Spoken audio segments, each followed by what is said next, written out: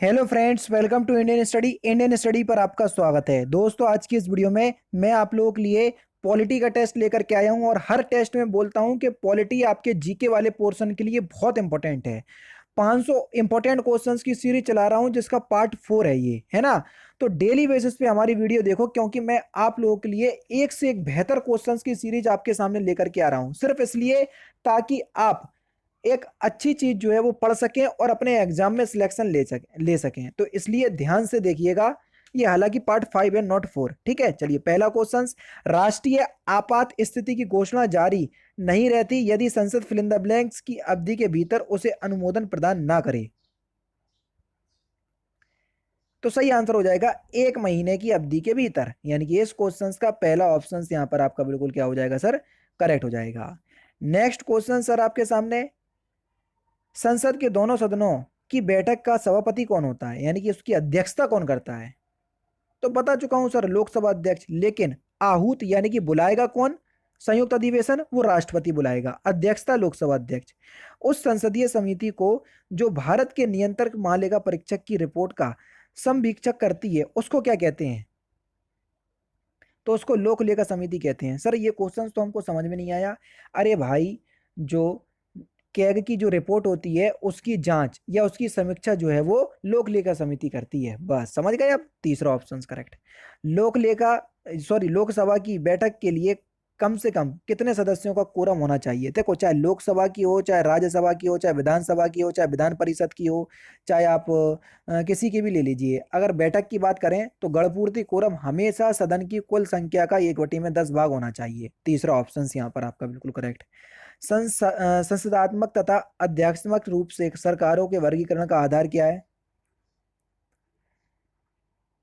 तो केंद्र व राज्य संबंध बिल्कुल है। विधायिका कार्यपालिका संबंध, कार्यपालिका न्यायपालिका संबंध, उपरोक्त सभी बिल्कुल हैं। चौथा ऑप्शन यहाँ पर आपका बिल्कुल क्या होगा सर, करेक्ट हो जाएगा। नेक्स्ट क्वेश्चन स्टार्ट करने से पहले मैं आपको बता दूं, दोस्तों मैं डेली बेसिस पे अनअकैडमी पर 3 स्पेशल क्लास लेता हूं। और अगर आप अनअकैडमी से अनअकैडमी प्लस प्लेटफॉर्म पे आते हैं तो प्लस के अपने ही फायदे, अपने ही फीचर से मैं आपको नहीं बता सकता। मतलब इतने हैं कि एक्सप्लेन नहीं कर सकता विद इन 1 मिनट के अंदर। क्योंकि सर यहाँ तो कंप्लीट एग्जाम की प्रिपरेशन करवाई जाती है सिलेबस के अकॉर्डिंग। सबसे अच्छी बात पता क्या है, उसके बाद अगर आप किसी भी कैटेगरी जैसे यूपी पीएससी कैटेगरी और यूपी ट्रिपल एससी कैटेगरी में, आपको उत्तर प्रदेश के सारे आगामी एग्जाम के कोर्स मिल जाएंगे, जैसे यूपी एसआई, यूपी लेखपाल, UP triple SC PAT, UP लेखपाल, और आपका इलाहाबाद हाईकोर्ट का भी एग्जाम, आरओ एआरओ का एग्जाम आना है, उसके भी सारे कोर्स जो उत्तर प्रदेश के अंदर आगामी परीक्षाएं हैं सभी से संबंधित कोर्स आपको देखने को मिल जाएंगे अनअकैडमी के प्लस प्लेटफॉर्म पर। सर हर को इतने सारे कोर्स क्यों खरीदूं मैं, मुझे तो किसी एक कोर्स यही तो बात है अनअकैडमी की। आपको हर एक कोर्स नहीं खरीदना है, आपको तो अनअकैडमी की कैटेगरी के अंदर सब्सक्रिप्शन परचेस करना है। उस कैटेगरी में जितने भी कोर्स चल रहे होंगे सभी को एक्सेस कर पाओगे।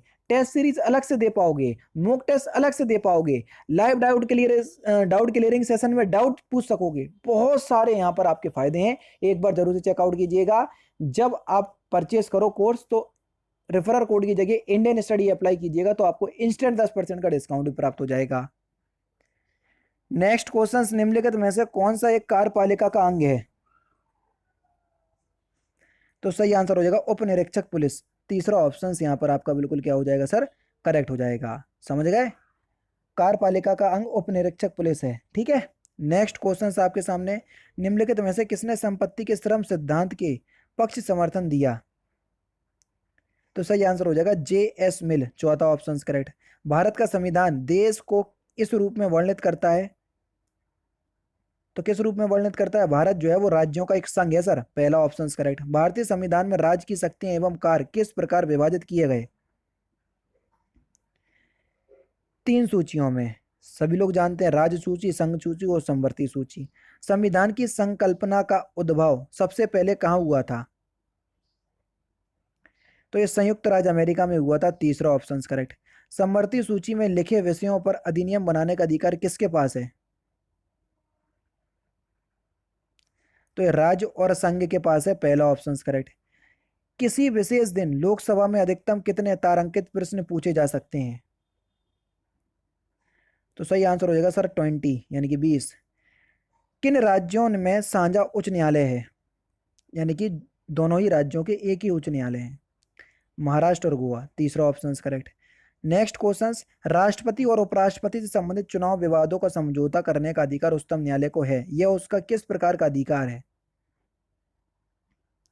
तो ये एक मौलिक अधिकार है, पहला ऑप्शन करेक्ट है। राज्य में मंत्री परिषद सामूहिक रूप से किन के प्रति उत्तरदायी होंगे? सामूहिक रूप से विधानसभा और व्यक्तिगत रूप से राज्यपाल। राज्यसभा एक स्थायी सदन होने का कारण क्या है? देखो, राज्यसभा एक स्थायी सदन है, इसका कारण है कि इसके जो 1/3 सदस्य हैं प्रति 2 वर्ष में क्या होते हैं, सेवानिवृत्त यानी कि रिटायरमेंट होता रहता है, इस वजह से ये एक स्थायी सदन है। किसी व्यक्ति के कैद होने पर अनुच्छेद 226 के अंतर्गत की गई कार्रवाई का नाम क्या है? बहुत इंपॉर्टेंट क्वेश्चन है। संवैधानिक कार्रवाई, चौथा ऑप्शन करेक्ट। एक संघीय शासन में राज्य किस प्रकार या किस अधिकार का अनुभव करता है? संविधान द्वारा दिया गया अधिकार, तीसरा ऑप्शन करेक्ट।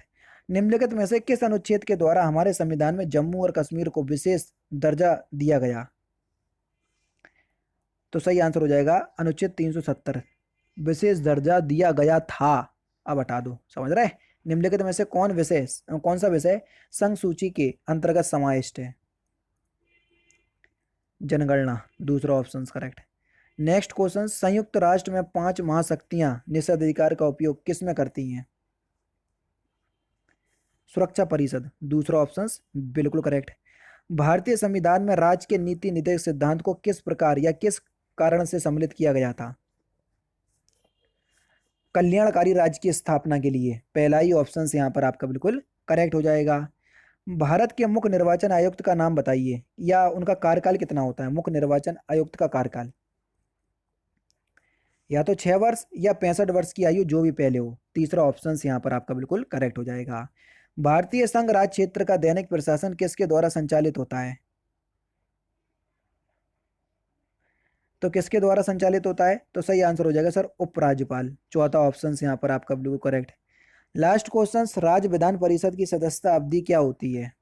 जल्दी बताइए, राज्य विधान परिषद की सदस्यता अवधि। तो इस क्वेश्चन का आंसर मैं नहीं बता रहा हूँ, इस क्वेश्चंस का आंसर आपको खुद कमेंट बॉक्स में बताना है। तो दोस्तों ये थे 25 इंपॉर्टेंट क्वेश्चंस। देखो कई लोग मूल विधि की बोल रहे हैं, तो मूल विधि के मैं 2500 क्वेश्चंस की जो सीरीज चला रहा हूँ उसमें एक दो आपके पार्ट रह गए हैं, उसमें 2500 क्वेश्चंस में मूल विधि के ऑलरेडी आपको करवा चुका हूँ। आप लोग जाकर के देखो तो प्लेलिस्ट में, हाँ ये है कि प्लेलिस्ट में मुझे ऐड करना पड़ेंगे, क्योंकि वहां पर 25 से 30 वीडियो डली हुई है प्लेलिस्ट में, जबकि 60 वीडियो हो गई है पूरी। तो ये मेरी गलती है, मैं बहुत जल्दी प्लेलिस्ट को अपडेट कर दूंगा जैसे ही मुझे समय मिलता है। लेकिन 2500 क्वेश्चंस में मूल विधि के करवा चुका हूं। संविधान को इसलिए थोड़ा पीछे पड़ गया हूं मैं संविधान के, क्योंकि यहां से आपको बहुत ज्यादा क्वेश्चंस देखने को मिलेंगे, और मैं नहीं चाह रहा हूं कि आप अगर मेरे चैनल से पढ़ रहे हो और संविधान का क्वेश्चन छोड़ करके आए। अगर 18 क्वेश्चंस आते हैं तो 15 क्वेश्चंस करने की दम रखिएगा, और 20 क्वेश्चंस आते हैं तो 18 क्वेश्चन सही करने की आपको जज्बा होना चाहिए। तो इस वजह से मैं हर टाइप के क्वेश्चंस आपको करवाने की कोशिश कर रहा हूँ। ये सीरीज जो है आपकी 500 क्वेश्चंस पे होगी तो खत्म हो जाएगी, फिर दूसरी 500 क्वेश्चंस की और बेहतरीन सीरीज लेकर के आ जाऊंगा, बिल्कुल भी परेशान नहीं होइएगा। तो दोस्तों ये थे आपके 25 संविधान के इंपॉर्टेंट क्वेश्चंस जो कि मैंने आज के इस वीडियो में आपको कंप्लीट करवा दिए। वीडियो अगर आपको अच्छी लगी हो तो प्लीज़ दोस्तों वीडियो को लाइक और शेयर जरूर कर दीजिएगा। तो दोस्तों फिलहाल की वीडियो में तो सिर्फ इतना ही। अगर आपको वीडियो पसंद आए तो प्लीज़ दोस्तों वीडियो को लाइक कीजिए, शेयर कीजिए, और साथ ही साथ हमारे चैनल को सब्सक्राइब करना ना भूलें, क्योंकि मैं रोजाना इसी तरह की वीडियोस आप लोगों के लिए लाता रहता हूँ। नमस्कार दोस्तों, जय हिंद, जय भारत।